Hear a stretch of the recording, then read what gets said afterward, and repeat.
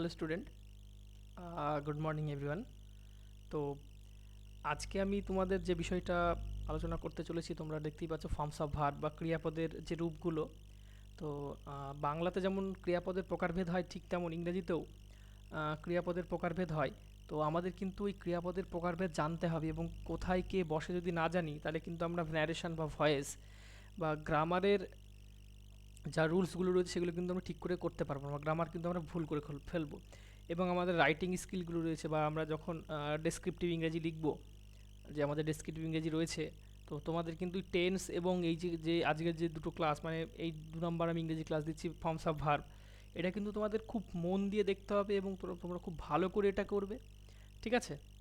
এবং যদি কিছু বুঝতে অসুবিধা আমাকে ইনফর্ম করবে, আমি তোমাদেরকে যেখানে অসুবিধা হবে বুঝিয়ে দেবো। তো চলো স্টুডেন্ট, শুরু করা যাক, স্টার্ট আজকের ক্লাস। তো দেখে নিই আমরা ভার্বকে আমি 5টা ভাগে ভাগ করে নিয়েছি, তোমরা দেখতে পাচ্ছ যে বি ভার্ব, ডু ভার্ব এবং হ্যাভ ভার্ব। তোমরা দেখতেই পাচ্ছ be verb, do verb, have verb, modal verb আর হচ্ছে মেইন ভার্ব। এই যে 5টা ভাগে আমি ভাগ করে নিয়েছি, ভার্বকে আমি কটা ভাগে ভাগ করে নিয়েছি, 5টা ভাগে ভাগ করে নিয়েছি, এবং এই 5টাই কিন্তু খুব গুরুত্বপূর্ণ। এবার প্রত্যেকটা ভার্বের তোমরা জানো যে প্রেজেন্ট এবং পাস্ট ফর্ম হয়, খুব ভালো করে জানো। প্রত্যেকটা ভার্বে দেখো প্রেজেন্ট পাস্ট, প্রত্যেকটা ভার্বের কিন্তু প্রেজেন্ট এবং পাস্ট ফর্ম থাকে। মেইন ভার্বটা আমি শেষে করাবো, সেই জন্য ওখানে রেখে দিয়েছি, সরি। তো এই যে present B verb, do verb, have verb, do ভার্বের কিন্তু একটু বৈশিষ্ট্য আলাদা হয়। ডু ভার্বের একটু বৈশিষ্ট্য কী আছে না, একটু আলাদা আছে। কেন একটু আলাদা আছে তোমাদের বলি। এই ডু ভার্বটা কখনো কখনো অক্সিলারি বি ভার্ব হিসেবেও কোথাও কোথাও কাজ করতে পারে, বা অক্সিলারি হিসেবেও কাজ করতে পারে, মানে সাহায্যকারী ক্রিয়া হিসেবে কাজ করতে পারে, মানে কো ভার্ব হিসেবেও কাজ করতে পারে। আবার কোথাও কোথাও এই ডু ভার্ব আবার মেইন ভার্ব হিসেবেও কাজ করতে পারে। এবং এই ডু ভার্বের কিন্তু আবার 3টে ফর্ম হয়, প্রেজেন্ট ফর্ম, পাস্ট ফর্ম এবং পাস্ট পার্টিসিপেল ফর্ম হয়। তো এটা আমাদের ডিটেলস আলোচনার বিষয় যখন আসবে তখন আমি বলবো। তো এখন আমি বি ভার্বের কাছে আসি। তোমরা জানো যে বি ভার্ব এম, ইজ, আর এবং ওয়াজ অ্যান্ড ওয়্যার। তোমরা দেখতেই পাচ্ছ প্রেজেন্ট ফর্ম হচ্ছে এম, ইজ, আর, এবং ফার্স্ট ফর্ম হচ্ছে ওয়াজ অ্যান্ড ওয়্যার। তো তাহলে আমাদের এখন দেখতে হবে যে কে কোথায় বসে, যে এম, ইজ, আর কোথায় বসে, ওয়াজ এবং ওয়্যার কোথায় বসে। তো আমরা বলতে পারি, যদি আমি এইভাবে বলতে পারি যে আই অ্যাম, বলতে পারি, লেখা যায় আই অ্যাম, আমি লিখতে পারি। আচ্ছা, আমি লিখতে পারি he is, but we are. কেন? তোমরা এটা থেকে কিন্তু এক্সপ্লেনেশনটা পেয়ে যাবে। অর্থাৎ পার্সন অনুযায়ী, কি অনুযায়ী? পার্সন এবং তার নাম্বার অনুযায়ী, যে কোন পার্সন কোন নাম্বার। তার মানে কি অনুযায়ী? এই যে আমি বলছি যে পার্সন অ্যান্ড নাম্বার অনুযায়ী কিন্তু কে কোথায় বসে তার সেটা কিন্তু তৈরি করে দেয়। তাহলে কি অনুযায়ী? পার্সন এবং নাম্বার। তাহলে আই অ্যাম, আই কি, হি কি এবং উই কি। তারপর আবার বলতে পারি যে ইউ আর, বলতেই পারি, বাট দে আর, বলতে পারি। কেন হচ্ছে? তাহলে যদি তুমি দেখো, যদি ফার্স্ট পারসন, কি বললাম, ফার্স্ট পারসন সিঙ্গুলার হয়, সিঙ্গুলার নাম্বার হয়, তাহলে মনে রাখবে যদি ফার্স্ট পারসন সিঙ্গুলার নাম্বার হয়, তাহলে মনে রাখবে সেটা সব সময় কি হবে না, অ্যাম হবে। কি হবে? অ্যাম হবে। যদি ফার্স্ট পারসন সিঙ্গুলার নাম্বার হয় তাহলে সেখানে কি বসবে? অ্যাম বসবে। তোমরা এটা লিখে নেবে। এইবার যদি বলে, এবার তাহলে আমি আরেকটু কনক্লুশন এখানে লিখি। এটা 1 নম্বর কনক্লুশন হলো। এবার তো 2 নম্বর কনক্লুশন কি হবে? যে যদি থার্ড পারসন হয়, থার্ড পারসন কি হয়? যদি সিঙ্গুলার হয়,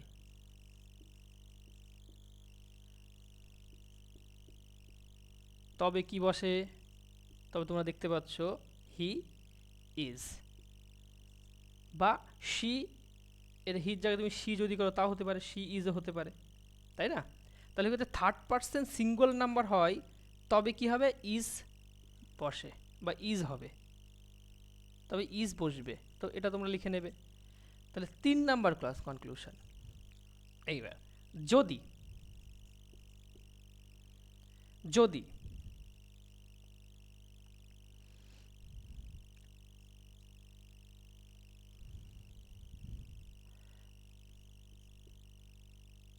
first person singular sorry plural বা সেকেন্ড পারসন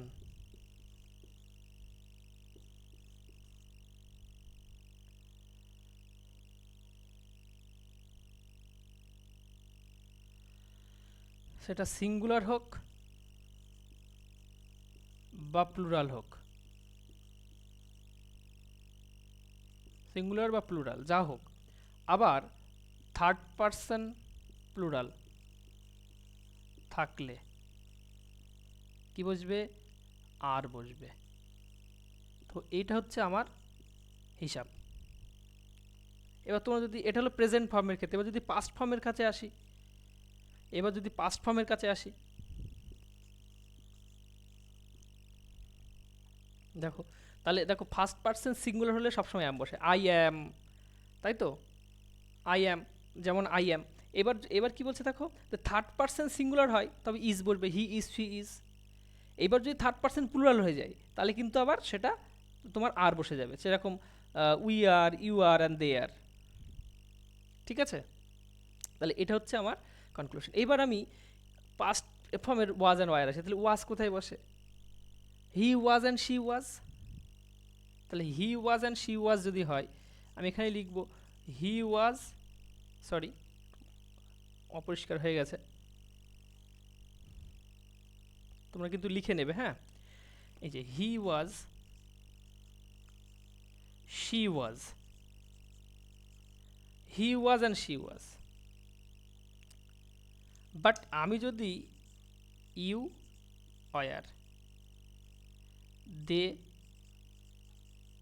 অয়ার, তাহলে আমি এটা বলতে পারি যে এখানে কনক্লুশন করা যেতে পারে যে থার্ড পারসন, এবার আই ওয়াজ, আরেকটা কি আছে, আই ওয়াজ।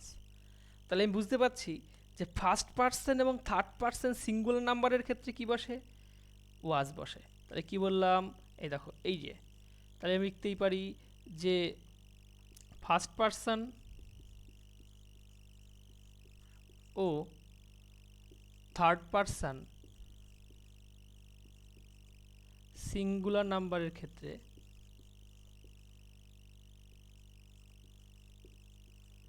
নাম্বার হলে কি বসে? এই যে তোমরা দেখতেই পাচ্ছ ওয়াজ বসে, ওয়াজ বসে, তাই তো। তাহলে আর বাকি ক্ষেত্রে কি বসে? বাকি ক্ষেত্রে ওয়ার বসবে, তোমরা দেখতেই পাচ্ছ বাকি ক্ষেত্রে কি বসবে? ওয়ার বসবে। আর বাকি ক্ষেত্রে আমি লিখে দিই, বাকি ক্ষেত্রে মানে যা পড়ে থাকলো ওয়ার বসবে। তো এটা কিন্তু আমার এই পার্টটা মানে এম বি ভার্বের কাজটা হয়ে গেল। তোমরা কিন্তু সুন্দর করে লিখে নেবে, দেখো বি ভার্বের টোটালস আমি লিখে দিয়েছি।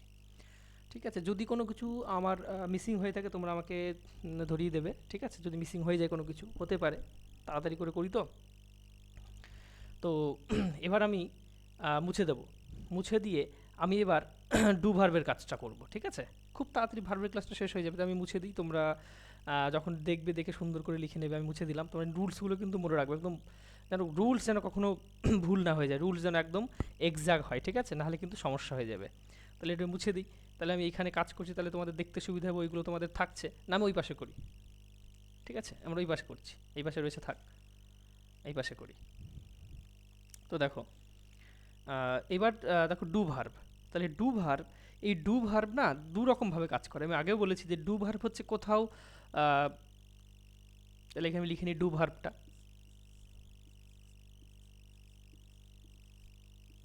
Do verb. তাহলে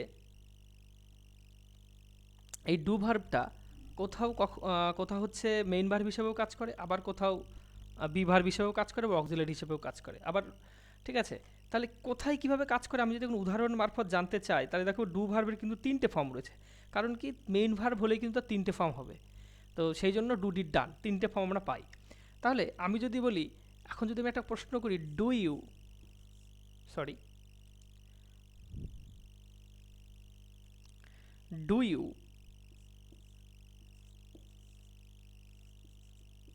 নো দ্য ম্যান, কোয়েশ্চেন করলাম, এই যে do you know the man, তাই না?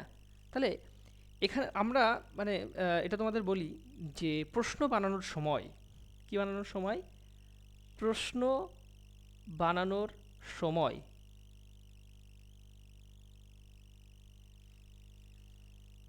এখানে একটু মিসিং হচ্ছে, আলোটা বেশি পড়ছে, তো আমি এখান থেকে লিখবো না, তোমাদের অসুবিধা হবে, আমি ওখানে মুছেই কাজ করব, বেটার হবে। এখানে ভালো বোঝা যাচ্ছে, এখানটায় আলো পড়ে অসুবিধা হবে তোমাদের, তো যাই হোক আমি এটা মুছে দিচ্ছি, ওখানে বোঝা যাচ্ছিল না, আমি মুছে দিয়ে করছি, কোনো অসুবিধা নেই। আমি ডু এর নিচেই কাজটা করব।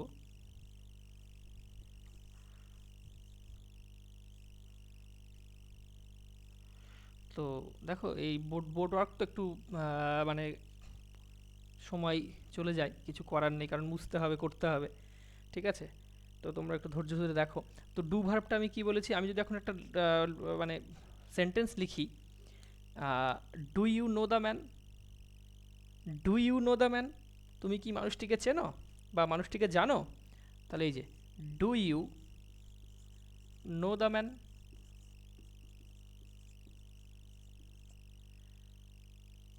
হ্যাঁ পুরোটা এসছে। তাহলে do you know the man, তুমি কি মানুষটিকে চেনো, তাহলে তোমাকে একটা প্রশ্ন করছে। তাহলে এটা আমি বলতে পারি যে প্রশ্ন করার সময়, কি করার সময়, যে এটা তোমার কিন্তু একটা জিনিস শিখে যাবে।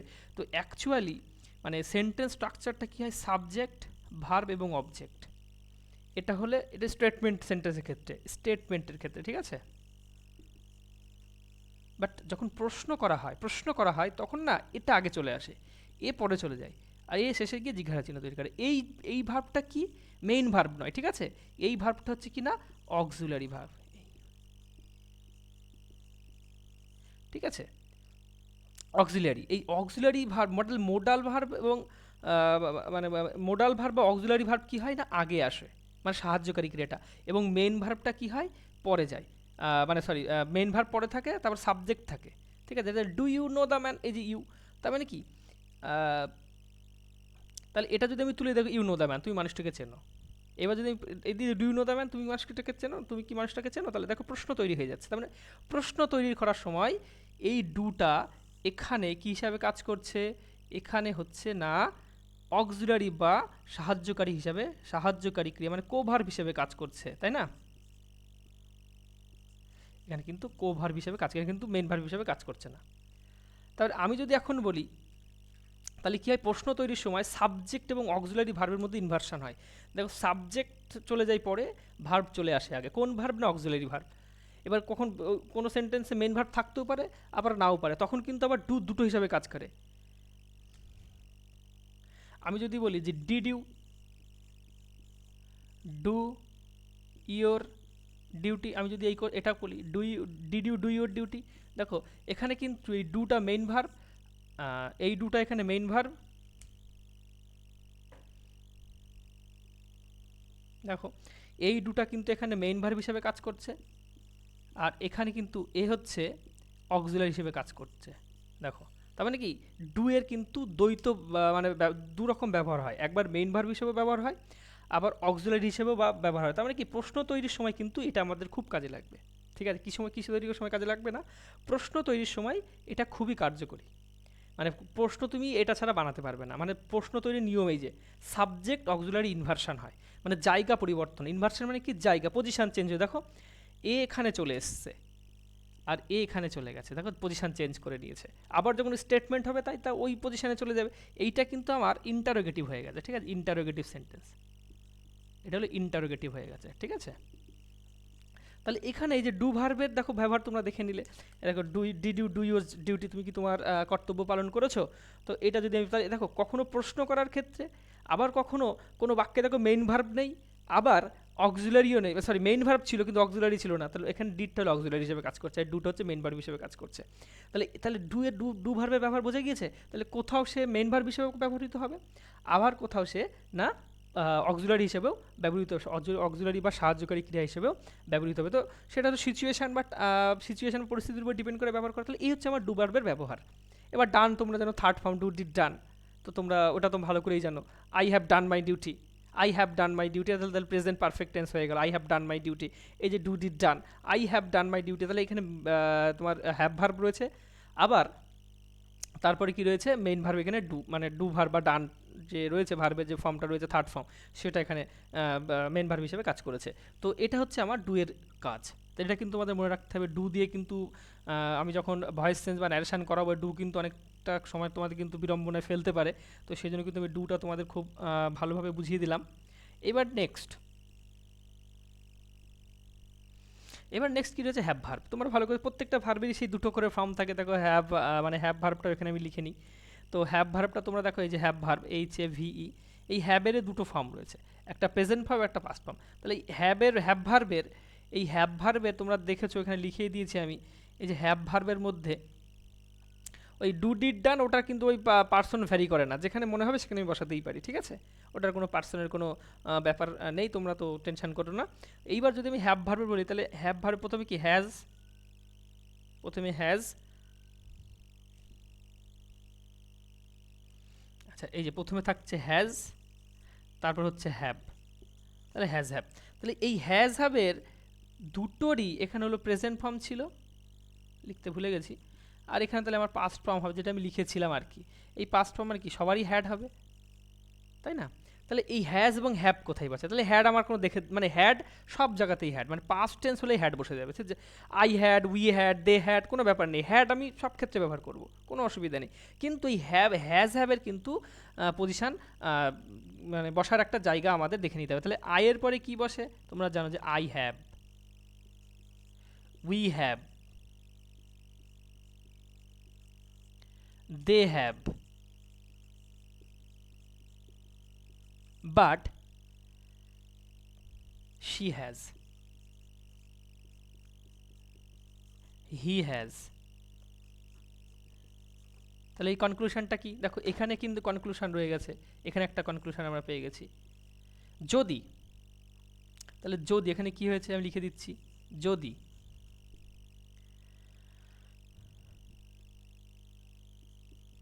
ফার্স্ট পারসন মানে সাবজেক্ট, ঠিক আছে, এখানে যদি কি সাবজেক্ট সবসময় জন্য, তাহলে আমি যদির পরে লিখে দিই সাবজেক্টটা, যদি সাবজেক্ট ফার্স্ট পারসন সিঙ্গুলার,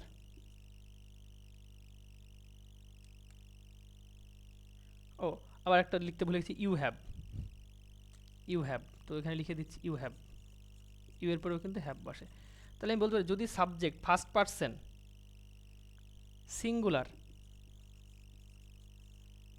বা প্লুরাল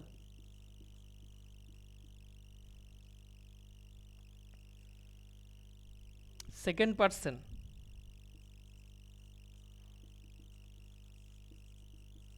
সিঙ্গুলার বা প্লুরাল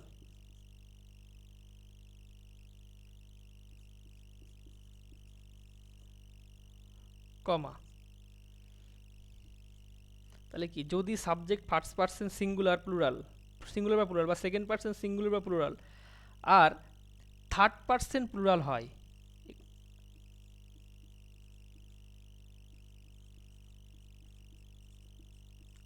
তবে সেখানে হ্যাভ বসে। তো এটা হচ্ছে ব্যাপার, যদি subject first person singular plural বা সেকেন্ড পারসন সিঙ্গুলার, দেখো তুমি উদাহরণ তুমি দেখে নাও, বা থার্ড পারসন প্লুরাল, মানে থার্ড পারসন প্লুরালের ক্ষেত্রে শুধুমাত্র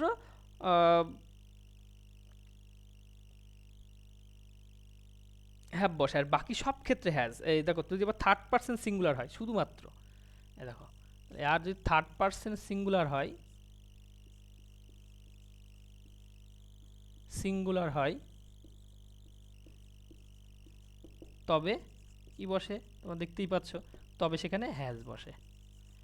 তো এই হচ্ছে আমার হ্যাজ এবং হ্যাভের নিয়ম। তোমরা লিখে নেবে সুন্দর করে হ্যাজ এবং হ্যাভের নিয়ম। ওইখানটায় বোঝা যাচ্ছে না ভালো, আমি একটু দাঁড়িয়ে নিই, তো আলোটা তোমাদের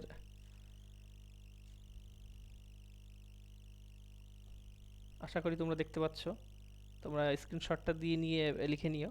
কষ্ট হচ্ছে আমি বুঝতে পারছি, ওই পাশ থেকে লিখলে বেটার হতো। যাই হোক, পরেরটা অসুবিধা হবে না, ওইখানটা একটু বেশি আলো পড়েছে তো।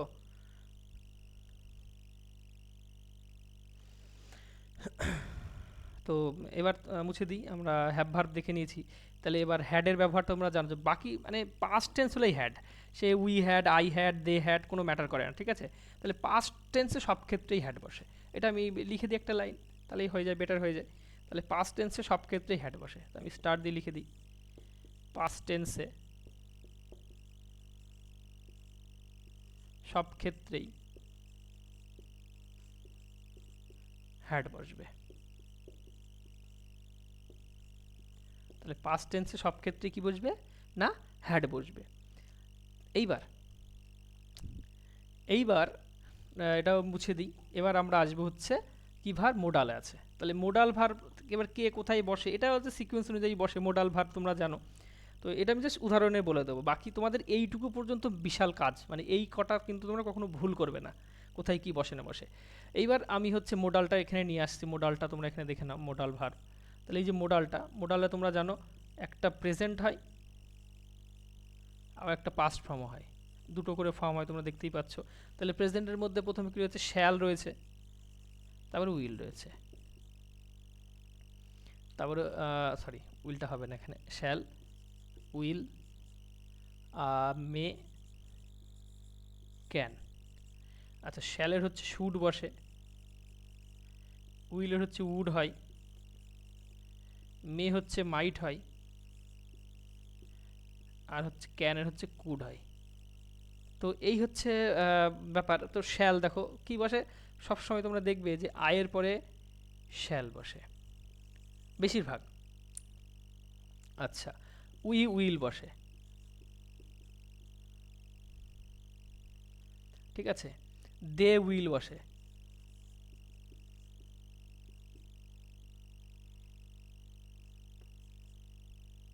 আচ্ছা, এবার হি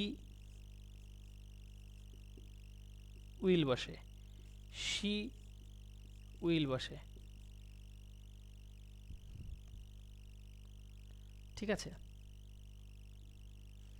আবার কি বসে, আই ক্যান বসে, উই ক্যান বসে, শি কেন হতে পারে, হি কেন হতে পারে। তো এটা কিন্তু মানে আমাদের বুঝে নিতে হবে, ঠিক আছে, যে কে কে কোথায় বসে। এটা পার্সনের কিন্তু খুব একটা ভ্যারি করছে না, আমাদের প্রয়োজন অনুযায়ী কিন্তু আমরা এই আই শ্যাল, উই উইল, এই কিছু জিনিস হচ্ছে রয়েছে। দেখো, ওই I shall, we will, they will, he will, she will, I can, we can, মানে দে ক্যান, শি ক্যান, মানে এই ক্যানটা সব ক্ষেত্রে ব্যবহৃত হয়। They can, he can, she can. এই ক্যানের আবার কিন্তু ব্যবহারের কোনো ব্যাপার নেই, ক্যান কিন্তু সব জায়গাতে ব্যবহার করতে, তুমি এই উদাহরণে কিন্তু তুমি বুঝে নাও যে কোথায় কি বসছে না বসছে। দেখো, ঠিক আছে, শ্যাল উইল। আর মে হচ্ছে তুমি ওই যখন কোনো কিছু সন্দিগ্ধ বা সন্দেহান হয়, ইউ মে গো নাও, তুমি এখন যেতে পারো, মানে একটা অনুমতি বা এই জাতীয়, তাই তো, হি মে গো। যাই হোক, এই মেটা কিন্তু আবার সব ক্ষেত্রে ব্যবহার করা হয়, ওর যেতে পারে। তো এই হচ্ছে ব্যাপার, এই হচ্ছে আমার মোডালের ব্যবহার, তাই না। I shall, we will, they will, he will, she will. এবার I can, we can, they can, he can, she can. তো আয়ের ক্ষেত্রে শ্যাল বেশিরভাগ ক্ষেত্রে, আবার আয়ের ক্ষেত্রে উইলও কখনো কখনো ব্যবহার করা হয়, সেটাও ভুল নয়। তো অ্যাকচুয়ালি কিন্তু আয়ের পরে শ্যালই আমরা ব্যবহার করব, ঠিক আছে। তো এটা হচ্ছে আমাদের যে ভার্বের ছকটা, সেটা হয়ে গেল। তাহলে আমি বি ভার্ব হলো, ডু ভার্ব হলো, হ্যাভ ভার্ব হলো, মোডাল হলো। এইবার আমি করব হচ্ছে মেইন ভার্ব। তো মেইন ভার্ব একদমই ইজি, কোনো কঠিনের মধ্যে কিছু নেই, তো তোমরা দেখে নাও।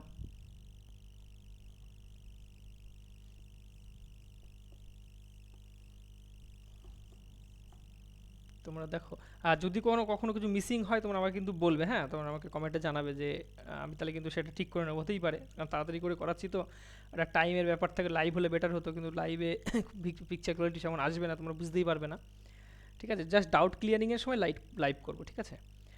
তো এখন তোমরা দেখো হচ্ছে যে মেইন ভার্ব। তো মেইন ভার্ব কি হয় তোমরা জানো। সরি, এম লিখেছি কেমন করে দেখো।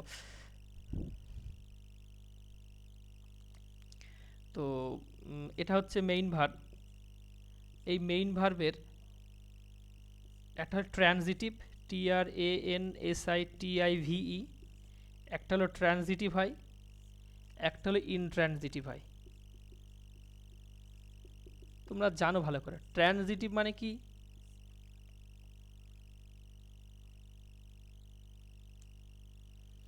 ট্রানজিটিভ মানে কি এবং ইনট্রানজিটিভ মানে কি।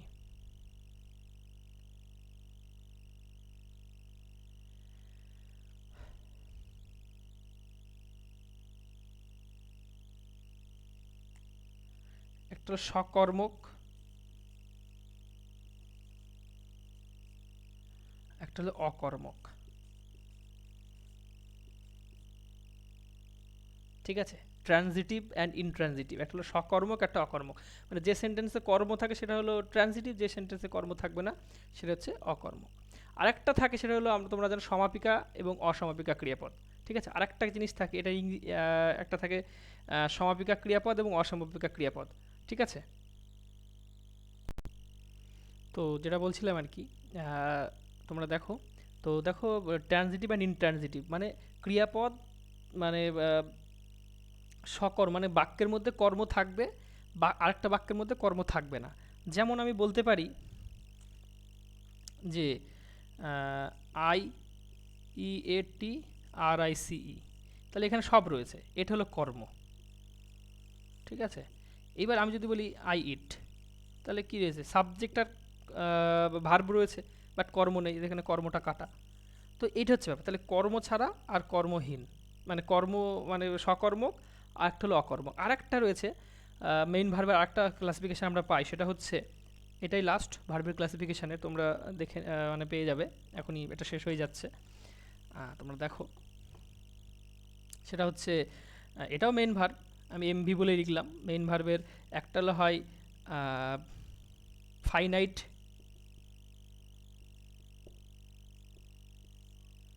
আর একটা হলো ইনফাইনাইট।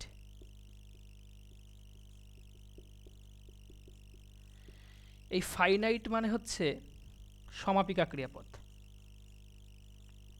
সমাপিকা, আর এটা মানে অসমাপিকা। তোমরা বাংলাতে এটা খুব ভালো করেই পড়েছো, তোমরা জানো। তাহলে সমাপিকা এবং ফাইনাইট এবং ইনফাইনাইট।